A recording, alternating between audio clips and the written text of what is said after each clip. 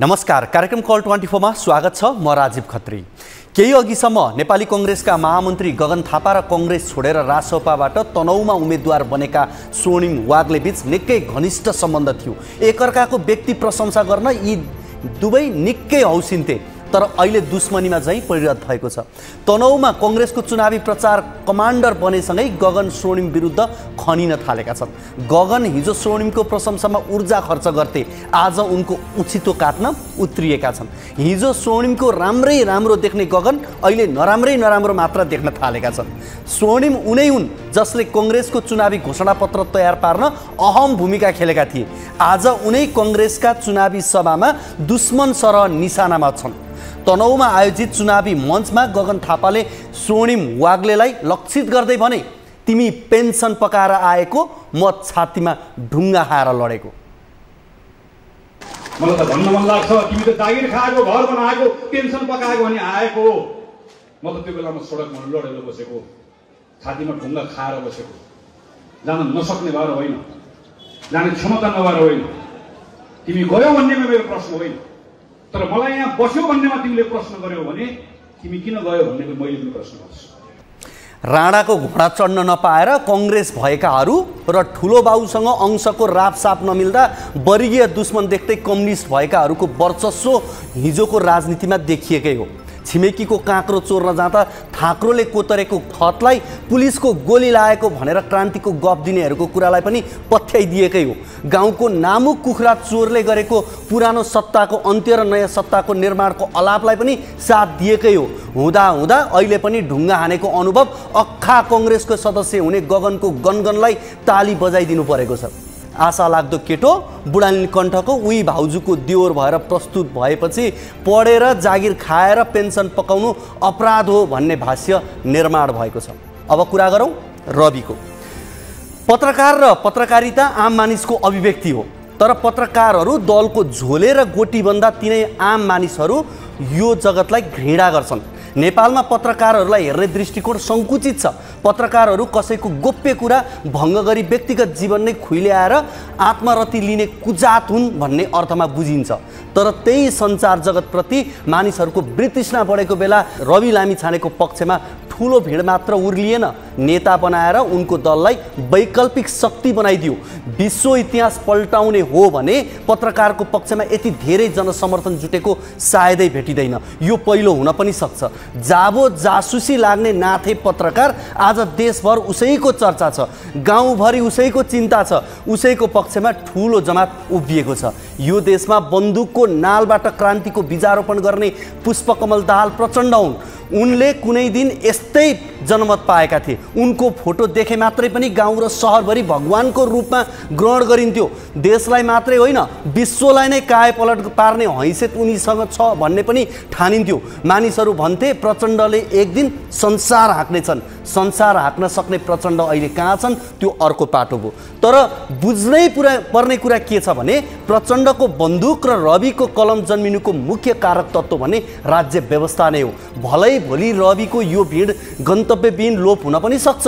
त्यसैले वर्तमानको समीक्षा भविष्यले गर्ने हो। आज वर्तमानमा टेकेर हेर्दा भने रविको भिडलाई नपत्याइ सुखै छैन, होइन भने भन्न सक्नुपर्छ यो देशमा व्यथिति कहीँ कतै छैन, भ्रष्टाचार कहीँ कतै छैन, माफियाहरू गुमनाम भए, लुटेराहरू सुहा भए। यहाँ जनताको राज चल्दैछ, सुशासन चलिरहेको छ, भूमाफियाहरू देश निकाला भए। यो देश आफ्नै बलबुतामा स्वाभिमान जगाएर चलेको छ। विदेशीको हस्तक्षेप छैन।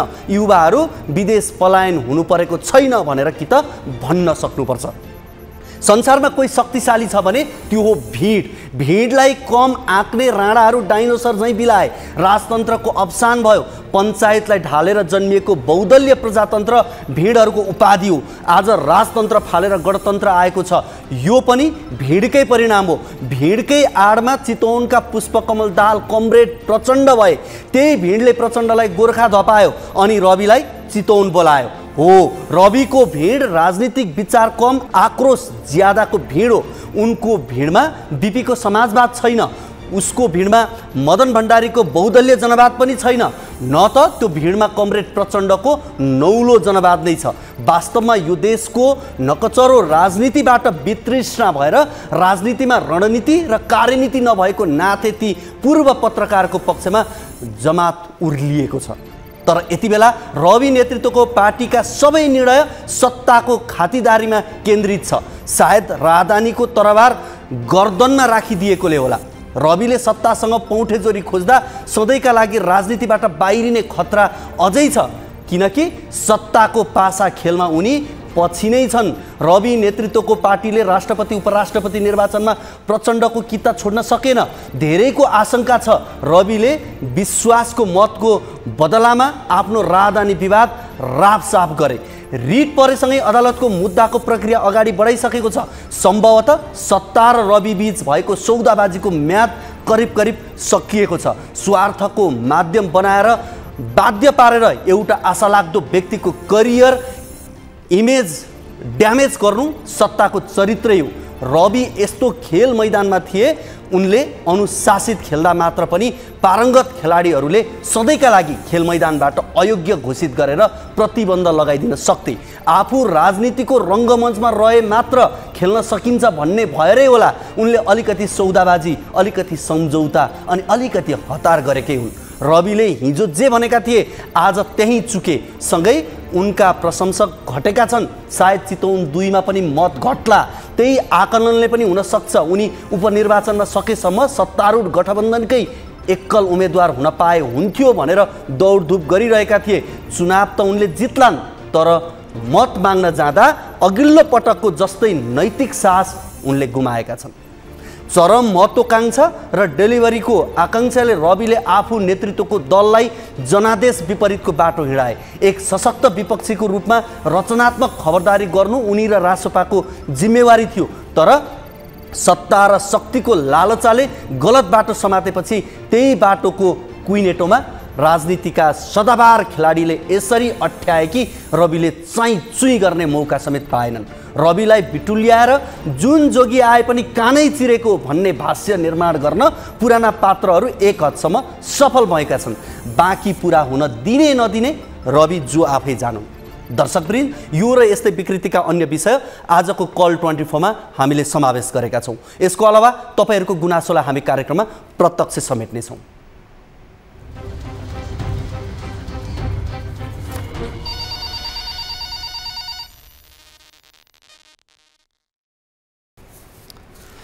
दर्शकवृन्द, तपाईको पनि कुनै समस्या, जिज्ञासा, अभिव्यक्तिहरू छन् भने हामीलाई फोन गर्न सक्नुहुनेछ। त्यसका लागि हाम्रो टोल फ्री नम्बर 1660 01 12 424, एनसीएल नम्बर 9801 72 424 र एनटीसी 9745 61 56 54 मा कल गर्न सक्नुहुनेछ। तपाईँ एनसीएलको नम्बरमा भाइबर मार्फत पनि गुनासाहरू टिपाउन सक्नुहुनेछ। हामीले एउटा जानकारी पाएको छौँ, हाम्रा दार्चुलाका टिभी जर्नलिस्ट हरिप्रसाद जोशीमाथि केही व्यक्तिबाट हातपात भएको छ। यो हिजोको घटना हो।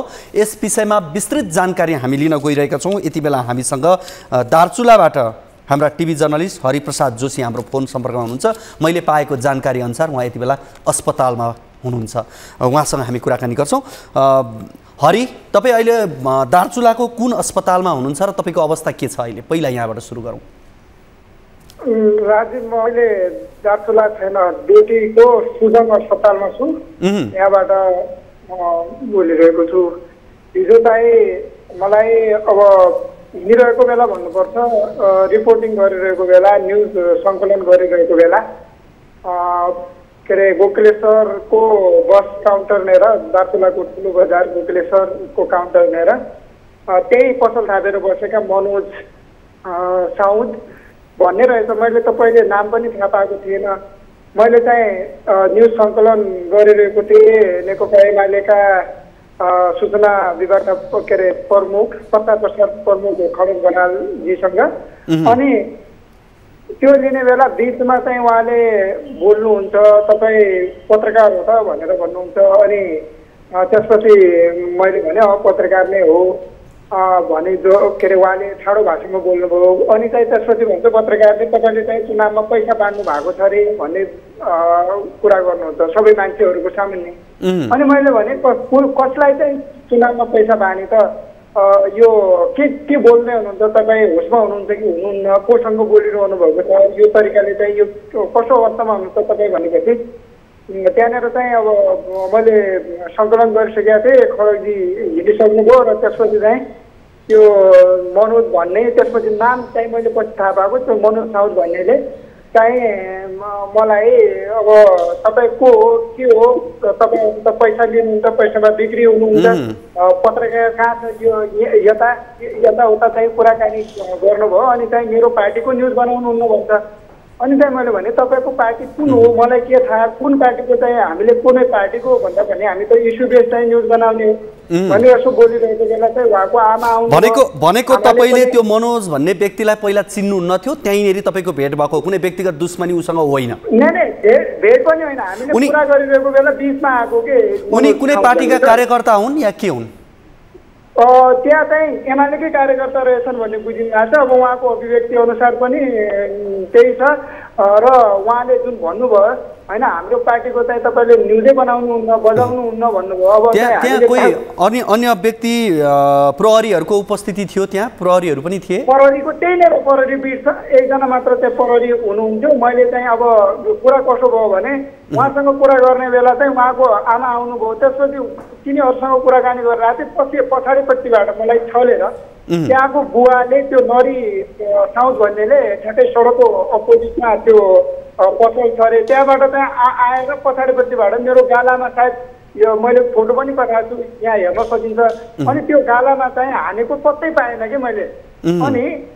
अनि त्यहीँनिर प्रहरीलाई देखेँ। मैले भने तपाईँ के हेरेर बसिरहनु भएको छ, या यसो गरिरहनु भएको छ सर, आउनु पऱ्यो भनेर मैले चाहिँ त्यसपछि भिडियो बनाउने पनि कुनै त्यो भएन। मैले मोबाइल झिकेर चाहिँ फोटोहरू खिचाएको छु, सायद त्यो छायामा। यसो गरौँ हरिजी, तपाईँ हाम्रो फोन सम्पर्कमै रहनु होला। हामीसँग यति बेला इन्सपेक्टर बीएस बोरा त्यही क्षेत्रको हुनुहुन्छ, उहाँसँग हामी कुराकानी गर्छौँ। इन्सपेक्टर साहब, यहाँलाई कार्यक्रम कल 24 मा स्वागत छ।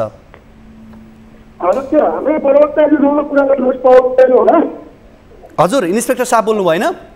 सुन्नुहोस् न, हिजो हाम्रा टिभी जर्नलिस्ट हरिप्रसाद जोशीमाथि त्यहाँ कुटपिट भएको रहेछ, उहाँले तपाईँ निवेदन पनि दिनुभएको रहेछ जिल्लामा। अब उहाँको व्यक्तिगत रिसिभी थियो भने त हामीले अलिक फरक तरिकाले भन्थ्यौँ होला, तर समाचार सङ्कलन गर्न गएको एउटा व्यक्ति कुटपिट हुन्छ, तपाईँहरूको प्रहरी पनि त्यहीँ उपस्थित हुन्छ, रमिता हेर्छ, यो के भएको हो सर खास?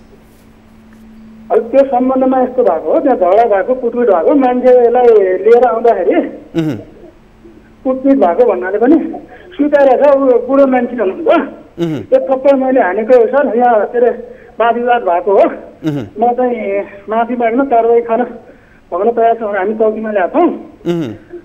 उहाँ चाहिँ आउनु भएको छैन, उहाँले निवेदन दिएर जानु भएको छ। उहाँ अहिले उपचारमा अस्पतालमै हुनुहुन्छ, उहाँ हाम्रो फोन सम्पर्कमै पनि हुनुहुन्छ अहिले। अब यो के भएर भएको रहेछ, तपाईँको बुझाइ चाहिँ के रह्यो? त्यो सम्बन्धमा उहाँसँग पनि डिटेल बुझ्नु पर्ला। उहाँले पनि मुख छोड्नु भएको छ, उहाँले भन्नुभएको छ मुख छोड्नु भएको छ, यसरी चाहिँ हाम्रो के अरे महिलालाई चाहिँ अपशब्द बोल्यो हो कि होइन भएर उहाँलाई पनि बोलाउनु पर्छ। अन्त टिपाइ जानुभएको छ जोशीजी हाम्रो, त्यो भएर उहाँ आएपछि अब मुख छोड्नु भएको, अपशब्द बोल्नु भएको महिलामाथि। ठिक छ, उहाँ पक्कै पनि उहाँ प्रहरी चौकीमा आउनुहुन्छ, तपाईँलाई यो विषयमा जानकारी गराउनुहुन्छ, उहाँले निवेदन पनि दिइसक्नु भएको छ। यति बेला हरिजी हाम्रो फोन सम्पर्कमै हुनुहुन्छ, उहाँको पनि अलिकति कुरा सुनिदिनु होला। हरिजी, के तपाईँले केही मुख छाड्ने त्यस्तो केही वातावरण बनेको थियो त्यहाँ? तपाईँले पनि केही मुख छाड्नु भयो रे भनेर उहाँले भन्दै हुनुहुन्छ। मुख छोडेको नछोडेको अब त्यहाँ सिसिटिभी हुन्थ्यो, अर्थात् कसैले भिडियो बनाइराखे भएपछि त्यो थाहा हुन्थ्यो।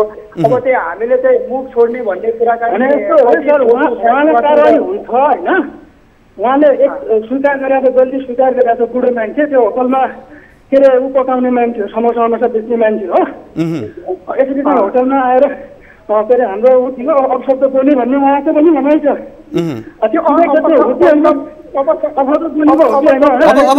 इन्सपेक्टर साहब, अब उहाँको कुरा के हो भने समाचार लेखेकै आधारमा, समाचार बनाएकै आधारमा कुनै पार्टी दल विशेषको समाचार बनाइएन त्यो चाहिँ होइन हाम्रो बोलाबोल घर समाचारको विषय चाहिँ होइन भन्ने छ। उहाँ जो व्यक्ति मनोज साउद भन्ने हुनुहुन्छ उहाँलाई म चिन्दा पनि चिन्दिनँ थिएँ, त्यहीँनेरि उहाँ र मेरो कुराकानी भएको त पत्रकार हो भनेर हो।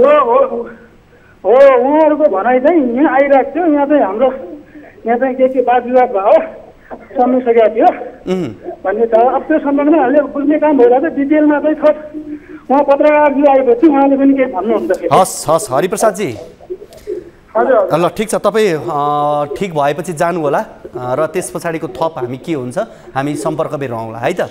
हस्,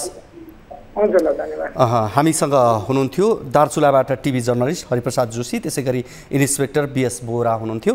अब हरिप्रसाद जोशीका अनुसार विशेष गरी समाचार सङ्कलन गरेकै आधारमा र विभिन्न कुराकानी गरेर व्यक्तिमाथि हातपात गरिएको भनेर भनिएको छ र उहाँले पठाएको एउटा एसएमएसको स्क्रिनसट पनि हामीलाई प्राप्त भएको छ। त्यो स्क्रिनसटमा चाहिँ जो व्यक्तिले कुटपिट गरे हरिप्रसाद जोशीसँग उनले म्यासेज गरेका छन् हरिप्रसाद जोशीलाई नै, र उनले त्यहाँ भनेका छन् म डिप्रेसनमा छु, म डिप्रेसनको औषधि खाइरहेको छु, त्यस कारणले मैले अन्जानमा के कारणले कुटे मलाई नै थाहा छैन भनेर पनि उनले भनेका छन्। यो विषयमा पनि हामी आगामी कार्यक्रममा थप चर्चा गर्नुपर्ने आवश्यक भएको खण्डमा फेरि कार्यक्रम यहाँहरू बिच राख्नेछौँ। यति बेला हामीसँग कोही दर्शक पनि फोन सम्पर्कमा हुनुहुन्छ भन्ने मैले जानकारी पाएको छु, उहाँसँग पनि कुराकानी गरौँ। हजुर नमस्ते। हजुर, कहाँबाट को बोल्दै हुनुहुन्छ? म पाल्पादेखि हो सर। होइन, हजुर नाम भन्नुहुन्छ? मेरो नाम चाहिँ खुमबहादुर सिडी। हजुर खेमजी। हजुर, अनि हाम्रो घर चाहिँ बङ्गासकाली वार्ड नम्बर 1 तेसुघारा पर्छ। हजुर, अनि के भयो भने हाम्रो त्यहाँ पाल्पा जिल्लाको त्यो माडी फाँट भन्ने छ होइन, जुन प्राकृतिक स्रोत साधन सबै चिजले अब जीवन निर्वाहको मौलिकता चलाउने, जीविकोपार्जन चलाउने त्यो फाँट छ होइन, खेतीयोग्य जमिन हो। त्यसमा पर्ने गरी चाहिँ के भयो भने पाल्पा 220 केजी सब स्टेसन निर्माण प्रोजेक्ट भनेर एउटा आयोजना चाहिँ त्यहाँ छलफल भयो। अब सार्वजनिक सुनवाई भन्दो रहेछ त्यसलाई होइन। त्यो छलफल भइसकेपछि हामीले के भन्यो भने सकेसम्म खेतीयोग्य जमिनलाई चाहिँ जोगाउनुहोस् भनेर पहिल्यैदेखि हामीले ध्यानाकर्षण गरायौँ सम्बन्धित पक्षको। तर त्यो प्रक्रियागत रूपमा हुँदै जाँदा के भइदियो भने अब हाम्रो आवाज बुलन्द गर्ने भनेको स्थानीय प्रतिनिधि, वडा अध्यक्ष र गाउँपालिका प्रमुखले होइन, उहाँहरूले चाहिँ के गरिदिनु भयो भने त्यो कुरालाई चाहिँ उहाँहरूले सिधै व्यवस्था गरेर मूल्य निर्धारण एउटा उपसमिति भन्ने हुँदो रहेछ हो, त्यसमा उहाँहरूले सही गरिदिनु भयो। यो प्रोजेक्ट चाहिँ के हो खास? यो हो कि सर सब स्टेसन हो कि 220 केबी कालीगण्डकी करिडोरको ट्रान्समिसन लाइन र अनि कालीगण्डकी जलविद्युत आयोजना ए को 2टा लाइन छ त्यहाँ प्रसारण लाइन। ए हजुर, त्यहीसँग एडजसेन्ट हुने गरी चाहिँ एउटा सब स्टेसन चाहिँ नेपाल विद्युत प्राधिकरणले बनाउने भयो। अब कति जग्गा यो सब स्टेसनभन्दा कति जग्गा चाहिँ त्यहाँ जाने भयो? 170 देखि 172 रोपनी जग्गा जाने भयो होइन। 170 हेक्टर होइन, रोपनी। हजुर, अनि त्यति जग्गा जाने भइसकेपछि के भयो भने त्यसमा त अब खेतको त आफ्नो आफ्नो किसिम हुन्छ क्यारे होइन। अनि उहाँहरूले हाम्रो माग त हामीले खेतीयोग्य जमिनलाई जोगाउनुहोस्, सार्वजनिक जग्गाहरू छ, त्योभन्दा विकल्पमा पनि अरू जग्गाहरू छ भन्ने कुराहरू छँदै थियो। अनि खेतीयोग्य जमिनहरू सहित गर्दाखेरि चाहिँ त्यहाँ मूल्य निर्धारण भयो, जसअनुसार चाहिँ उहाँहरूले सिम र दोयमलाई भनेर 8 लाख रुपियाँ प्रति रोपनी भन्नुभयो होइन। अनि अब्बल खेत भनेर 8,10,000 रुपियाँ मात्रै गरिदिनु भयो होइन प्रति रोपनी। हजुर, अनि रिङ रोडलाई छोएको चाहिँ कित्ताले छुन पर्यो, रोपनीको 18 लाखको वर्गीकरण गरेर उहाँहरूले मूल्य निर्धारण गर्नुभयो। हजुर, अनि हाम्रो माग के थियो भने सकभर त पर्दै नपरोस्, पर्यो भने पनि एउटा खेतीयोग्य जमिन र अलिकता सिम अब्बल भन्नेको चाहिँ एउटा क्याटेगोराइज त अलिक डिफ्रेन्स त हुनु पर्यो नि। भनेको तपाईँहरूको पहिलो कुरो खेतीयोग्य जमिन छुइदिनु भएन भन्ने कुरा, दोस्रो भनेको मूल्य निर्धारण न्यायोचित भएन भन्ने कुरा हो। अब यो अहिले के भइदियो भने यसको अहिले असर के भइदियो भने अब सिमलाल चित्त बुझाउनु भयो, जसको वर्षमा 1 बाली लाग्थ्यो उहाँहरूले 8 लाख रुपियाँ पाइहाल्नु भयो, चित्त बुझाउनु भयो होइन। अनि रिङ रोडको साइडमा पर्नेले पनि चित्त बुझाउनु भयो 18 लाख पाए भनेपछि हैन अनि जुन बढी खेती हुने 3 बाली खेती लाग्ने भनेको त अब्बल र दोयम खेत हो हैन अनि त्यसमा चाहिँ के भइदियो जम्मा 10,000 को फरक त्यसमा पनि उहाँहरुको अधिकांशको बिचमा पर्ने भएर जति जस्तो 5 रोपनि छ भने सबै गाछ ठीक छ अब यो निर्णय भइसक्यो कार्यान्वयनमा आइसक्यो सबै भइसक्यो यो साउन 11 गते भएको सर 79 सालमा यति बेला हामीसँग सरस्वती सिंह गाउँपालिकाका अध्यक्ष हुनुहुन्छ उहाँ हाम्रो फोन सम्पर्क हुनुहुन्छ सरस्वती सिबी उहाँसँग हामी कुराकानी गर्छौँ है त अध्यक्षजी यहाँलाई कार्यक्रममा कल 24 मा स्वागत छ हजुर धन्यवाद सर हजुर अब हामीसँग पाल्पाबाटै तपाईकै गाउँपालिकाबाट खेमजी हुनुहुन्छ जहाँ चाहिँ एउटा सब स्टेसन बन्ने भनेर भनिएको रहेछ र 170 खेतीयोग्य जमिन चाहिँ जमिनभित्र त्यो बन्ने अब उहाँहरूको मुद्दा तपाईलाई थाहा छँदैछ पहिलो कुरा त उहाँको रहेछ खेतीयोग्य जमिन किन मास्ने अरू हुँदाहुँदै अन्य ठाउँ हुँदाहुँदै भन्ने कुरा त्यो त राम्रै कुरा भइहाल्यो अर्को भनेको जग्गाको उब्जाउको आधारले जसरी दिनु पर्थ्यो न्यायोचित तरिकाले मुआब्जा दिनु पर्थ्यो त्यो भएन त्यसमा चाहिँ गाउँपालिकाका जनप्रतिनिधिले साथ दिनुपर्ने थियो दिनु भएन भन्ने उहाँको गुनासो छ हजुर हजुर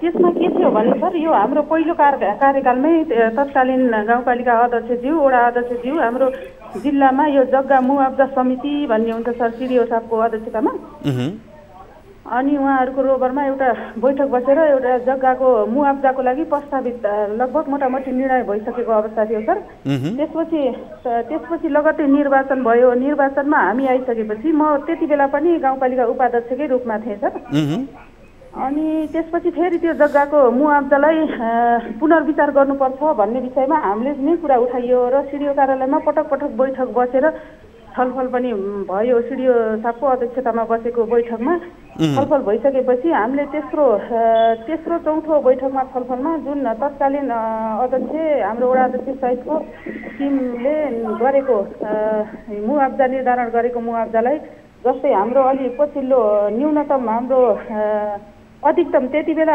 न्यूनतम 4 लाखदेखि अधिकतम 12 लाखसम्म निर्धारण भएको थियो त्यसपछि हामीले न्यूनतम 8 लाखदेखि अधिकतम 18 लाखसम्म वृद्धि गरेर हामीले त्यसमा सही गरेको हो र त्यो जग्गाको मुआब्जाको विषयमा जुन जग्गाको लागि त्यहाँ प्रस्ताव गरेर त्यहाँ जग्गा हेरेर गर्दाखेरि त्यो जग्गावालाहरू त्यहाँ भेला गरेर उहाँहरूले पहिल्यै सहमति गरिसक्नु भएको थियो हामी आउनुभन्दा पहिल्यै त्यो कार्यक्रममा सहमति गर्नुभएको थियो र यदि तपाईहरूलाई मुआब्जाको विषयमा चित्त बुझ्दैन भने तपाईहरूले त्यो जग्गा सबै सल्लाह गरेर नदिन पनि सक्नुहुन्छ हामीले त्यो खालको भूमिका निर्वाह गर्छौँ भनेर पनि भनेका थियौँ तर त्यो जग्गावालाहरूले पहिल्यै सहमति गरिसक्नु भएको थियो तर हामी आउनुभन्दा पहिले अब म एकचोटि खेमजी पनि हाम्रो फोन सम्पर्कै हुनुहुन्छ उहाँको कुरा सुनिदिनु होला खेमजी अध्यक्षज्यूको कुरा सुनिहाल्नुभयो तपाईँले के भन्नुहुन्छ मैले सुने उहाँले भनेको जग्गा धनीहरूले पहिले सहमति गरिसक्नु भएको छ भन्नुभएको छ होइन त्यो उहाँले भन्न खोजेको अब कोले फोन गर्यो अदृश्य पात्रहरू होला नि त्यो कसैले व्यक्तिगत हिसाबले फोन गर्यो होला त्यो आफ्नो ठाउँमा छ माइनोटिङ गरेर ल हामीले यो आयोजनाको लागि यो भनेको एउटा सार्वजनिक सुनवाई कार्यक्रममा गरेको कुरा बाहेक अन्य कतै चाहिँ हामीले चाहिँ त्यसरी सहमति कहीँ दिएको छैनौँ हामीले यो जग्गाको मूल्य निर्धारण हुँदाखेरि एउटा किसानहरू त्यहाँ प्रभावित सबै किसानहरूसँग जग्गा धनीहरूसँग छलफल भएर एउटा निष्कर्षमा पुगेर यसलाई सहज हिसाबले लैजाउँ है भन्ने हाम्रो अनुरोध थियो उहाँले खुद हाम्रो उहाँ गाउँपालिका प्रमुख सरस्वती खेमजी अब तपाईँहरूको कुरा के त्यसो भएदेखि जग्गाको मुआब्जाको मूल्य तपाईँलाई चित्त बुझेन भने हामी दिँदैनौँ भन्ने कुरा हो त्यसो भए भर्छन् त त्यही हो सर होइन हाम्रो कन्सर्न कहाँनिर हो भने अहिले जुन तपाईँ जस्तो सोच हुनुभएको चाहिँ कतिजना हुनुहुन्छ भन्नुहोस् त फेरि त्यो पनि त होला नि हामी 24 जना छौँ सर त्यस्तो चाहिँ हुन्छ अध्यक्षज्यू अब के भन्नुहुन्छ यस्तो छ सर 172 रोपनी जग्गा छ त्यो नेपाल सरकारले त्यो विद्युत सब स्टेसन निर्माणको लागि अहिले लिने भनेर तयारी अवस्थामा छ र 172 रोपनी जग्गा उहाँहरूले सबैले एकजुट भएर हामीले त्यो दिँदैनौँ भन्ने कुरा गर्नुभयो भने हामीले फेरि त्यो रूपमा सरकारसँग लबिङ गर्नको लागि अथवा त्यो अर्को ठाउँमा सार्नको लागि पनि हामीले प्रयास गरिदिन्थ्यौँ के छ भने सर 172 रोपनी जग्गामा लगभग 100 पनि भन्दा परसले अब मुआवजा लिइसकेको अवस्था छ र बाँकीले लिन बाँकी छ, त्यो हुँदा पनि समस्या भएको हो। भनेको अब खेमजीले तपाईँलाई आएर भेट्नुभयो, त्यहाँ समूहमा आएर तपाईँलाई भन्नुभयो भने केही सोच्नु सक्ने अवस्था रहन्छ? भनिराख्नु भएको छ, भेटघाट भइरहेको छ सर उहाँहरूसँग समन्वय। उहाँहरूले धेरै पटक आउनुभयो पालिका पनि। सर मैले कुरा गरेँ है, हाम्रो म्याडमले अहिले जानकारी दिनुभएको छ। एउटा 170 रोपनी लमसम नियर एबाउट त्यति रोपनी जग्गामा 80 रोपनी चाहिँ अधिकरणको मुआवजा बुझिसकेछन्। यो सफा कुरो हो, भएको कुरा त भन्नु पर्यो नि। हजुर, त्यसभन्दा थपले पनि कागजपत्र बुझाउनु भएको छ हिजो अस्ति मात्र पनि होइन। अनि 90 रोपनी जतिको चाहिँ बाँकी छ हामीसँग, हामीले लालपुर चाहिँ बुझाएको छैनौँ अझैसम्म होइन। ठिक छ, अब यसो गर्नुहोस् अध्यक्षज्यूले नि सजिलै सहज रूपमै कुराकानी गरिरहनु भएको छ, त्यस कारणले यसमा असहज हुने चिज रहन्छ। तपाईँले उहाँसँग एकचोटि गाउँपालिकामै तपाईँहरू जानुहोस्, सल्लाह गर्नुहोस् र तपाईँलाई जे उपयुक्त लाग्छ त्यो निर्णय गर्नुहोस्। अध्यक्षज्यूले पनि तपाईँहरू जे भन्नुहुन्छ हामी त्यही सहयोग गर्न तयार छौँ भनेर भन्नुभएको छ है, त्यसै गर्नुहोस् न त है खेमजी। होइन त्यो त्यसरी गरेको छ, अहिले पनि गरिरहेछौँ होइन हामी। ठिक छ, यसपछि तपाईँहरूले भने जस्तै तरिकाले तपाईँहरूलाई असहयोग भयो भने हामीले हाम्रो तर्फबाट गर्नुपर्ने प्रयास हामी गर्छौँ है त। तर मेरो कन्सर्न कहाँनिर हो भने सर, मैले तपाईँलाई खास कुरा भन्न के चाहेँ भने, जस्तो म किसान भएर मेरो जग्गा अधिकरण हुँदाखेरि मैले 6 रोपनी खेत त्यसलाई त्यो विकास आयोजनालाई बुझाउँदाखेरि त्यहाँबाट क्षतिपूर्ति या मुआवजाको रूपमा पाउने पैसाले त्यही दायाँ बायाँ 6 रोपनी कम्तीमा 6 रोपनी जग्गा किन्न सक्ने र म त्यही स्थापित हुन सक्ने मेरो हैसियत चाहिँ किन भइदिएन भन्ने। ठिक छ, तपाईँले अध्यक्षज्यूले भने जस्तै यदि तपाईँलाई त्यो चित्त बुझ्दैन, तपाईँहरू 24-25 जनाको घर परिवार हुनुहुन्छ भने तपाईँले एकचोटि यो कुरा राख्नुहोस् त उहाँहरूसँग, त्यसपछि पनि सुनवाई भएन भने त्यसपछि हामी कुराकानी गरौँला नि फेरि। अब अस्ति भर्खर म सिडिओ साहबसँग बसेर आएको छु, उहाँले गाउँपालिकाले सही गरिसकेपछि तपाईँहरूसँग पर्याप्त छलफल भएको छ, तपाईँहरूले स्वीकृति दिनुभएको छ भनेर त्यो उहाँको हस्ताक्षर मानिन्छ भनेर भनिदिनु भयो उहाँले, जिल्ला प्रशासन कार्यालयले। अब भनेपछि कहाँ जाने भन्नु त? अब त ढक्कन त लगाइसकेको जस्तो देखियो। पाल्पा सदरमुकामबाट कति टाढा कुरा हो यो 7 किलोमिटर सर। ठिक छ, हामी यसो गरौँ खेमजी, अब तपाईँले हामीलाई भन्नुभयो गाउँपालिका अध्यक्षसँग नि हामीले कुराकानी गऱ्यौँ यो विषयमा, हामी हाम्रा पाल्पाका टिभी जर्नलिस्टसँग पनि कुराकानी गर्छौँ, उहाँबाट हामी थप यो विषयमा रिपोर्ट बनाएर प्रसारण गर्ने पनि प्रयास गर्छौँ है त हाम्रो तर्फबाट। तपाईँलाई रिफरेन्स कपीहरू चाहियो भने निर्णय भएकाहरू छ, हाम्रो टिभी जर्नलिस्ट मार्फत यो गर्छौँ, तर हामीलाई अझ बुझ्नलाई सजिलो पनि हुन्छ है त। ल हुन्छ, हस्। हामीसँग खेमजी हुनुहुन्थ्यो पाल्पाबाट, उहाँले यो जग्गा मुआवजाको सम्बन्धमा विशेष गरी सब स्टेसन बनाउने सन्दर्भमा र जग्गाको मुआवजा कम भएको भन्ने गुनासो, अझ भनौँ खेतीयोग्य जमिन मास्न नपाए हुन्थ्यो भन्ने पनि उहाँको त्यो मनसाय देख्न सकिन्थ्यो यहाँ। यति बेला भने कार्यक्रममा लागौँ रिपोर्टतर्फ। वैशाख 10 को उपनिर्वाचनका लागि राष्ट्रिय स्वतन्त्र पार्टीले 3 क्षेत्रमा एकल उम्मेदवारी दर्ता गराएको छ। रासोपाले पार्टी सभापति रवि लामिछाने सहित 3 जना लोकप्रिय उम्मेदवारलाई अघि सारेको छ। लोकप्रियताको सूत्र प्रयोग गरेर चुनाव जित्ने रणनीति रासोपाले बनाएको छ, तर 1 को बदला 3 सांसद लिएर प्रतिनिधि सभा प्रवेश गर्ने मिसनमा जनताले फेरि रासोपालाई साथ देलान् त? हेरौँ यो रिपोर्ट।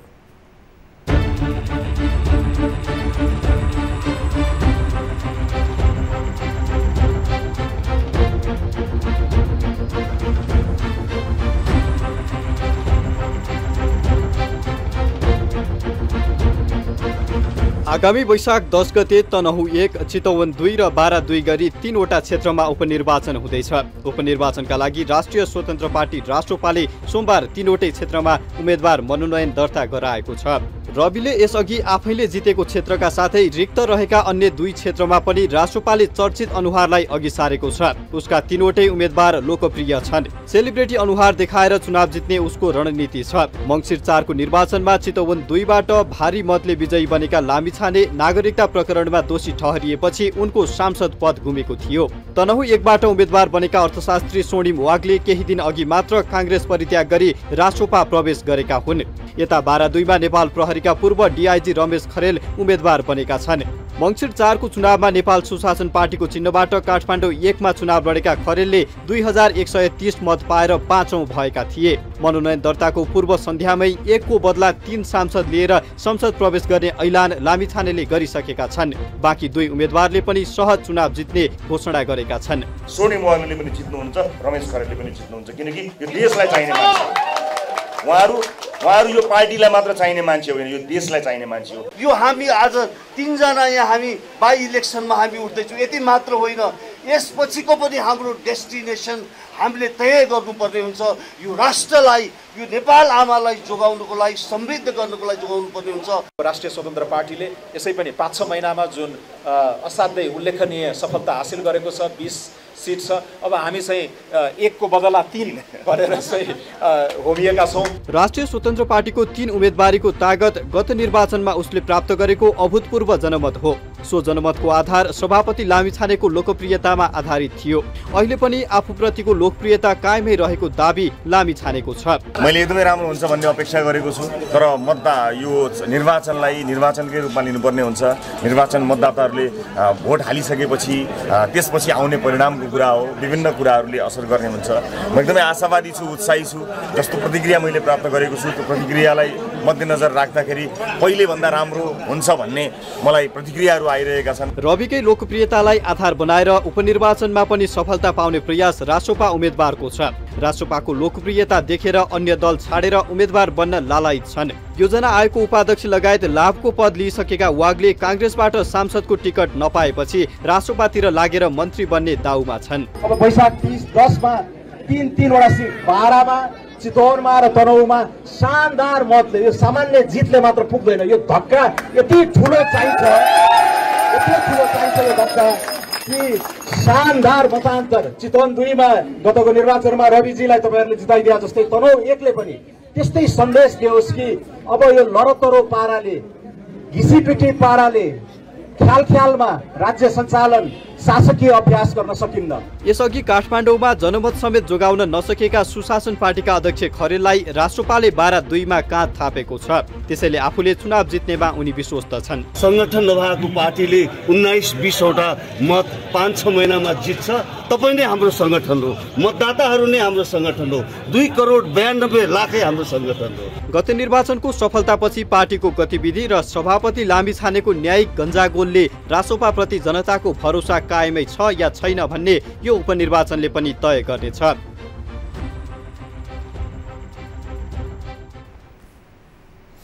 दर्शकवृन्द, हामीले चासो र चर्चाको आधारमा यो रिपोर्ट यहाँहरू बीच राख्यौँ र विशेष गरी रासोपाको चर्चा यति बेला देखिन्छ र हामीले यसैसँग सम्बन्धित भएर रासोपाले 1 को बदलामा 3 भनेर भनिरहेको छ।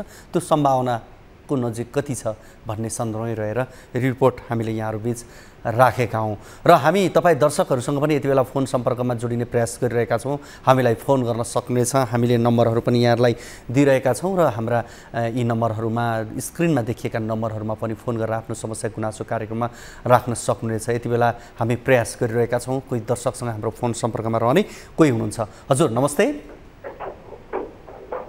हजुर नमस्ते। हजुर नमस्ते, कहाँबाट को बोल्दै हुनुहुन्छ?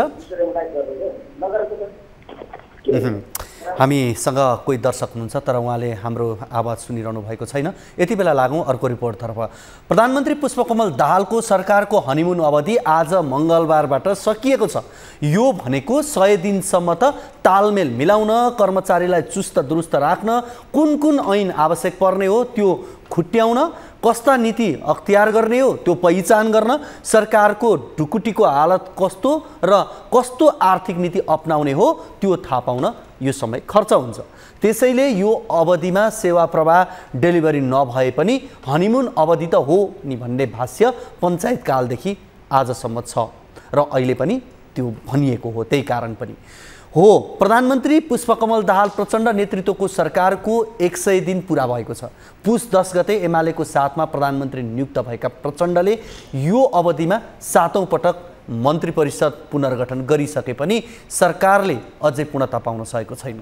तर सरकारले भने आफ्नो मधुमासलाई उपलब्धिपूर्ण ठानेको छ। हेरौँ यो रिपोर्ट।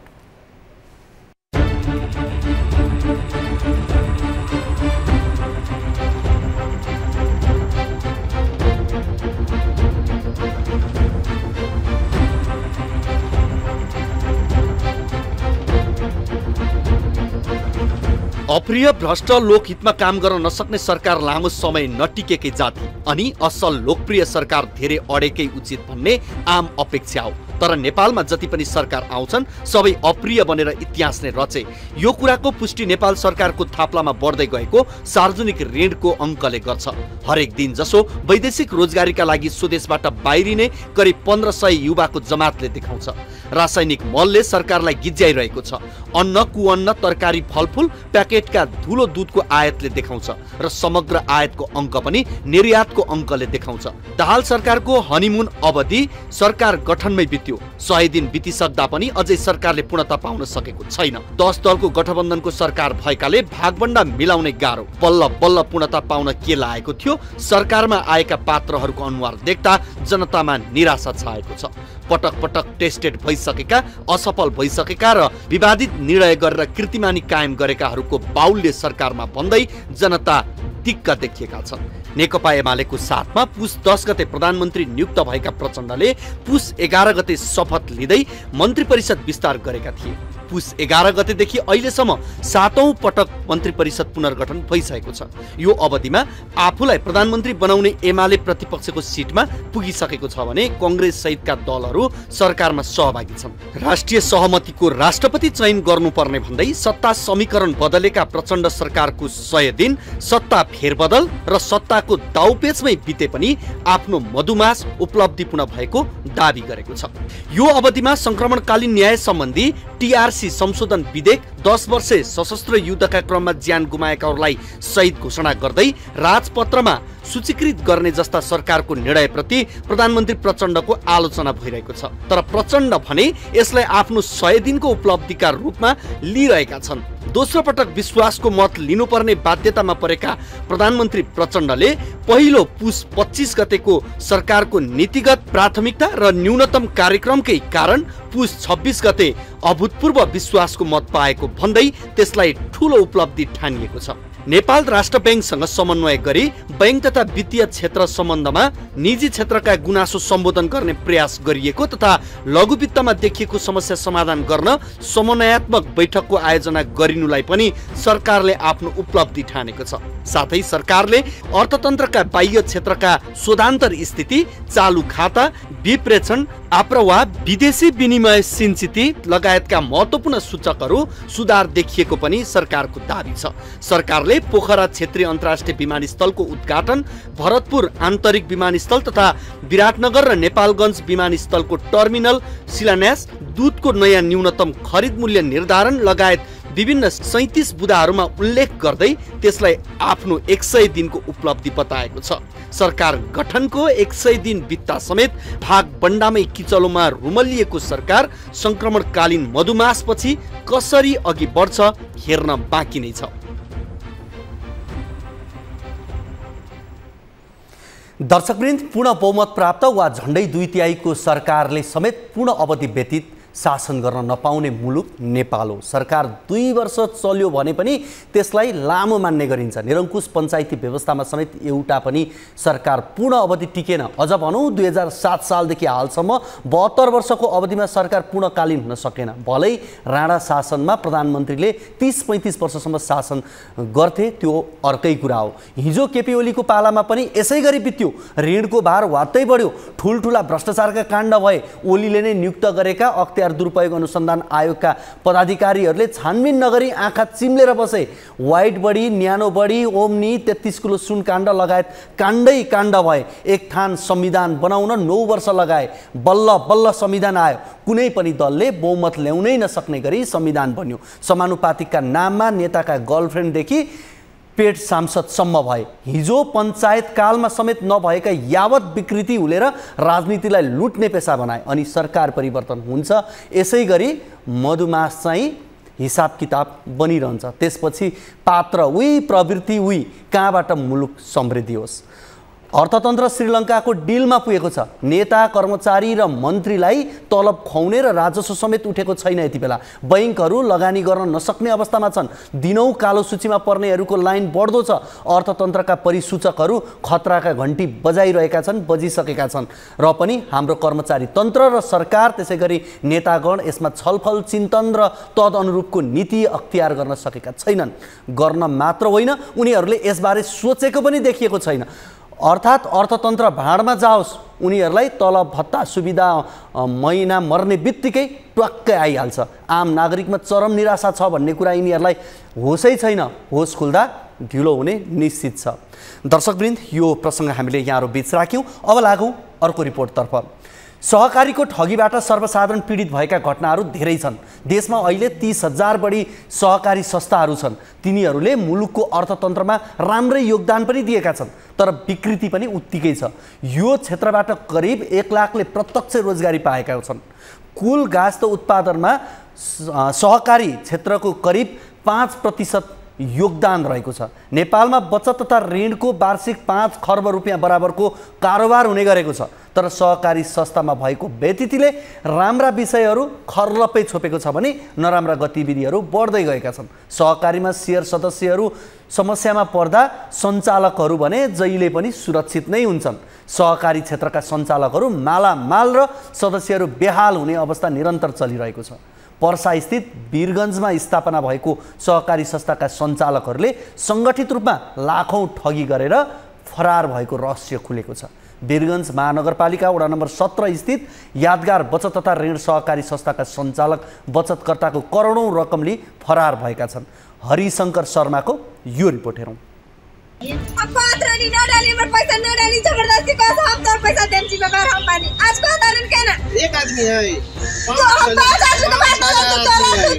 वीरगन्ज महानगरपालिका वडा नम्बर 17 स्थित यादगार बचत तथा ऋण सहकारी संस्थाका सञ्चालक बचतकर्ताको करोडौँ रकम लिएर फरार भएका छन्।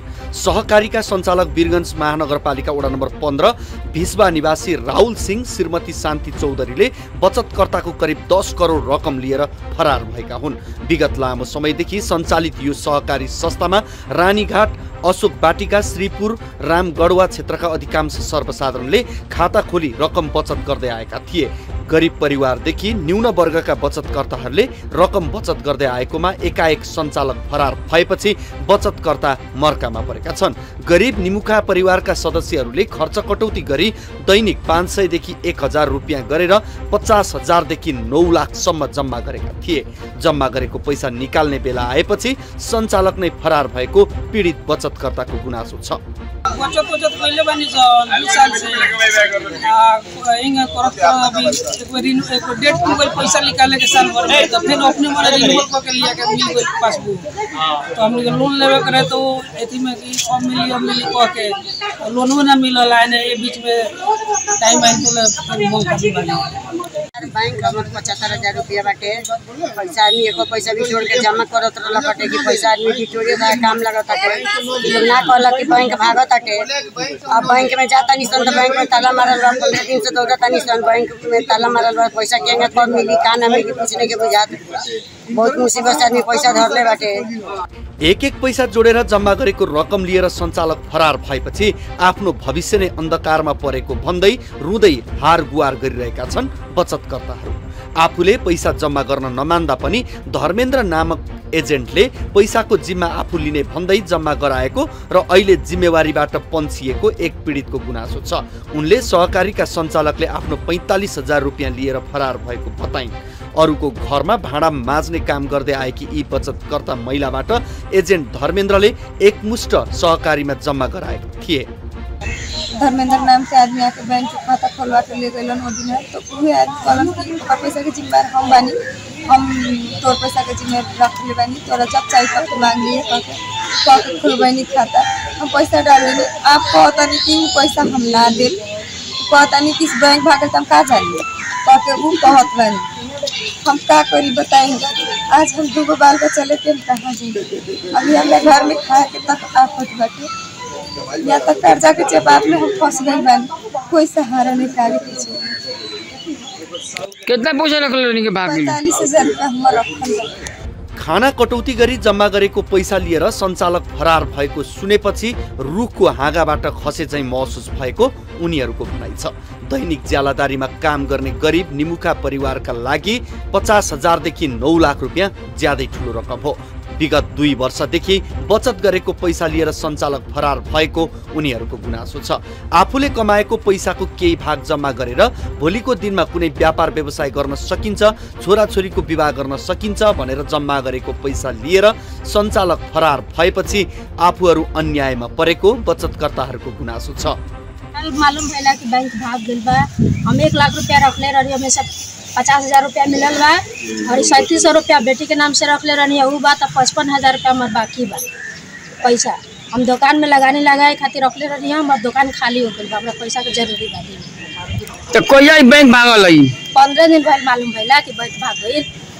तो बैंक में गइल बनी कहीं को स्टाफ ना आयल तो मालूम भइल कि भाग गइल बा। बैंक त गइने सन, पता गइने सर नहीं के बैंक वाला ताला मारल बा में। कथी एजेंट ये आश्वासन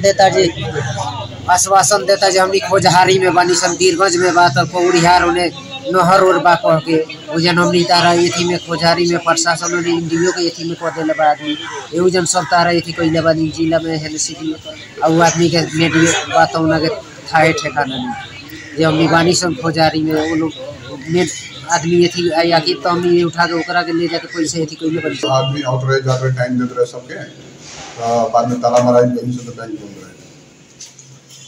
तो कथी कह के बैंक कथी के आवत रहे हम क्या में टाइम देते रहे पैसा के हम कोई दिन देता नहीं तो 10 दिन बाद देता नहीं 5 दिन बाद बहुत टाइम देता।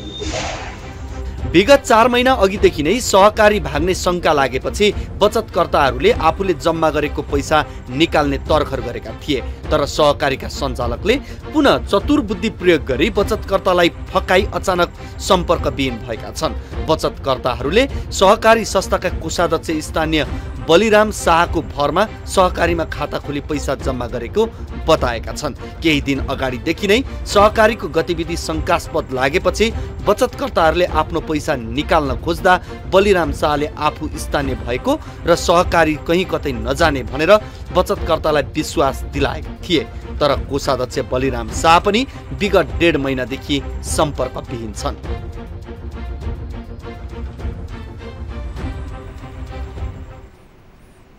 दर्शकवृन्द, हामीले यो वीरगञ्ज महानगरपालिका वडा नम्बर 17 स्थित यादगार बचत तथा ऋण सहकारी संस्थाका सञ्चालक बचतकर्ताको करोडौं रकम लिएर फरार भएको प्रसङ्गको यो रिपोर्ट यहाँ बीच राख्यौँ, जहाँ उनको सहकारी सञ्चालक वीरगञ्ज महानगरपालिका वडा नम्बर 15 का भिस्वा निवासी राहुल सिंह र श्रीमती शान्ति चौधरीले बचतकर्ताको करिब 10 करोड रकम लिएर फरार भएको भनेर भनिएको छ र यति बेला धेरैको बिचली भएको छ। त्यहाँ करिब करिब 500 देखि 1000 रुपैयाँ र त्यस्तै गरी 50,000 देखि 9 लाख रुपैयाँसम्म जम्मा गरेको देखिएको छ। यसै विषयमा कुराकानी गर्नका लागि यतिखेर हामीसँग पर्सा स्थित प्रमुख जिल्ला अधिकारी हिरालाल रेग्मी हाम्रो फोन सम्पर्कमा हुनुहुन्छ। उहाँसँग हामी कुराकानी गर्छौँ, विशेष गरी यो वित्तीय अपराधको सन्दर्भमा उहाँसँग कुराकानी गर्छौँ। हिरालाल सर, यहाँलाई कार्यक्रम कल 24 मा स्वागत छ।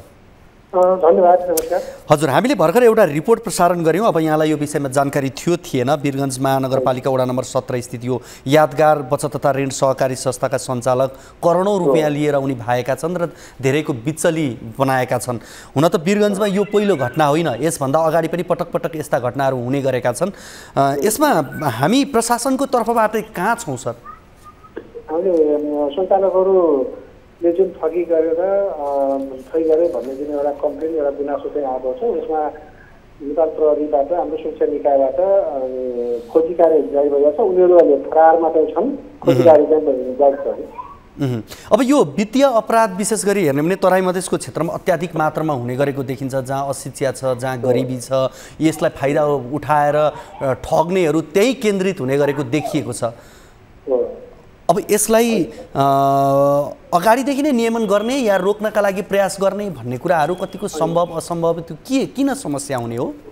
हामी यो यसमा हामीले सहकारीहरूको सामान्यतया अनुमोदन गर्ने निकाय अलि छुट्टै पनि हुन्छ। सहकारी अन्तर्गत जस्तो स्थानीय पालिकाले अनुमोदन गर्ने अधिकार हुन्छ, त्योभन्दा फेरि सहकारीको प्रदेश सरकार अन्तर्गत पनि पर्ने भावनाले उहाँले पनि अनुमोदन गर्ने हुन्छ। र जनताले गुनासो लिएर आएको, वित्तीय अपराध गरेको, ठगी गरेको, खातामा पैसा जम्मा नगरेको अथवा ऋण चाहिँ त्यसरी दिने असुविधा नगरेको यावत घटनाहरूको विषयमा पीडित पक्षहरूले गुनासो गरेर चाहिँ अनुभव भने हामीले त्यसलाई एउटा वित्तीय एउटा अपराधको रूपमा हुनसक्छ त्यो विषय भएर त्यसलाई हामीले अनुसन्धान चाहिँ हामीले गर्छौँ। अनुसन्धान गर्ने क्रममा हामीले आवश्यकता अनुसार सञ्चालक अथवा कुन व्यक्ति हुन्छ जसले त्यो अपराध गरेको हुन्छ त्यो अनुसन्धानमा चाहिँ आइसकेपछि दोषीले देखिएको छ भने हामीले मुद्दा नेपाल प्रहरी मार्फत अनुसन्धान जारी गरेको भनेको यो यादगार बचत तथा ऋण सहकारी संस्थाका जो पीडित भनिएका छन् उनीहरू चाहिँ अहिलेसम्म आइसकेका छैनन् यहाँहरूसम्म सम्पर्कमा चाहिँ आएको छ। नेपाल प्रहरीले खोजिरहेको भइरहेको छ। हुन्छ, कुराकानीका लागि यहाँलाई धेरै धेरै धन्यवाद। हामीसँग हुनुहुन्थ्यो पर्साका प्रमुख जिल्ला अधिकारी हिरालाल रेग्मी, उहाँसँग कुराकानी गऱ्यौँ। कार्यक्रम यति बेला लागौँ अर्को रिपोर्टतर्फ।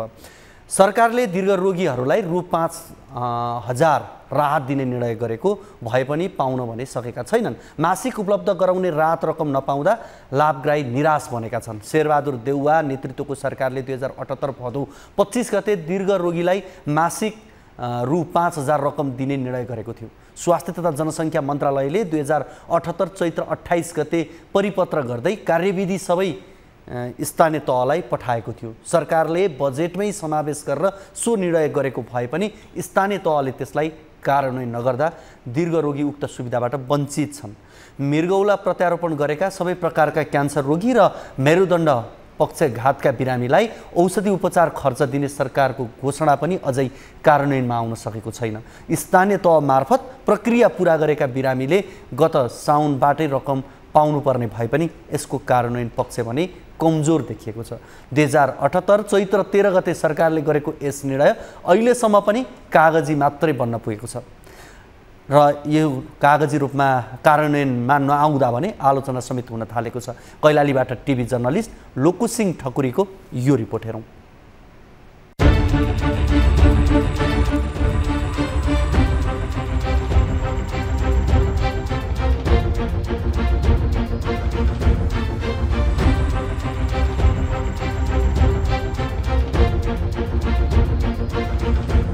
तत्कालीन अर्थमन्त्री जनार्दन शर्माले दीर्घरोगीहरूलाई उपचार खर्च सहयोग गर्ने विषय मूल मुद्दा नै बनाएका थिए। अर्थमन्त्री शर्माकै कसरतमा 1 वर्ष पहिले मन्त्री परिषदले सहयोग खर्च दिने निर्णय पनि गर्यो।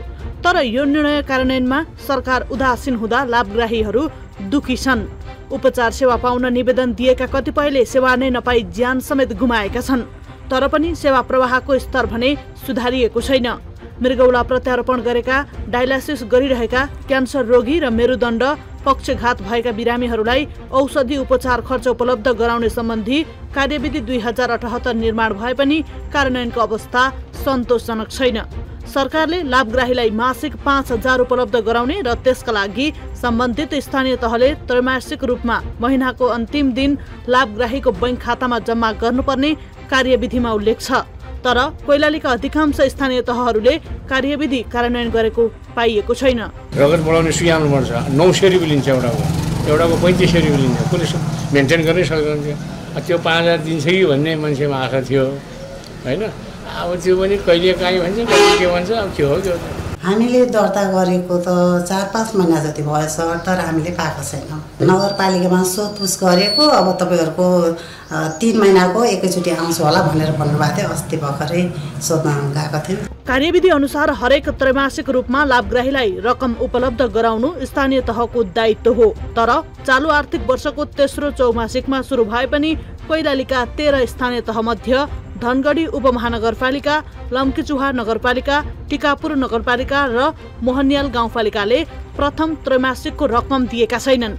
यस्तै बर्दगोरिया गाउँपालिका, जोशीपुर गाउँपालिका, जानकी गाउँपालिका र घोडाघोडी नगरपालिकाले प्रथम त्रैमासिकको रकम मात्रै दिएका छन् भने गोबरीगङ्गा नगरपालिका, भजनी नगरपालिका, कैलाली गाउँपालिका र चुरे गाउँपालिकाले दोस्रो त्रैमासिकको रकम समेत बाँडेका छन्।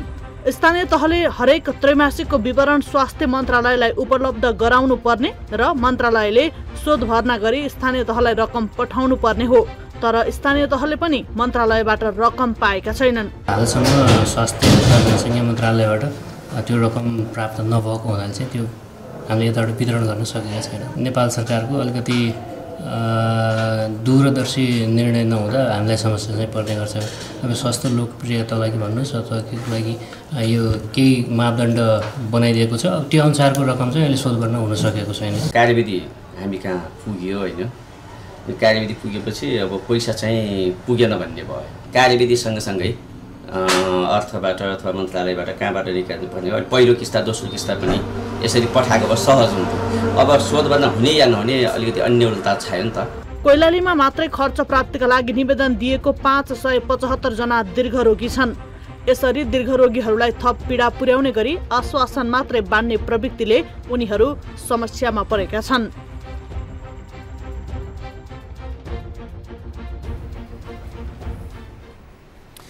दर्शकवृन्द, पक्कै पनि सरकारले केही राम्रा कामहरू राम्रा प्रयासहरू गर्न खोजेको देखिन्छ। सरकारले दीर्घ रोगीहरूलाई रु 5000 सम्म हरेक महिना राहत स्वरूप दिने भनेर भनिएको छ, तर त्यो अहिलेसम्म कतिपय स्थानीय तहहरूले कार्यान्वयनमा नल्याउँदा बिरामीहरूले पाउन भने सकेका छैनन्। त्यसैले पनि स्थानीय तहहरूले आफ्नो नजिकका जनतालाई भनौँ यस किसिमको अवसरबाट वञ्चित नगराउँदा नै राम्रो हुन्छ। पक्कै पनि हामीले यो रिपोर्ट यहाँहरू बीच राख्यौँ।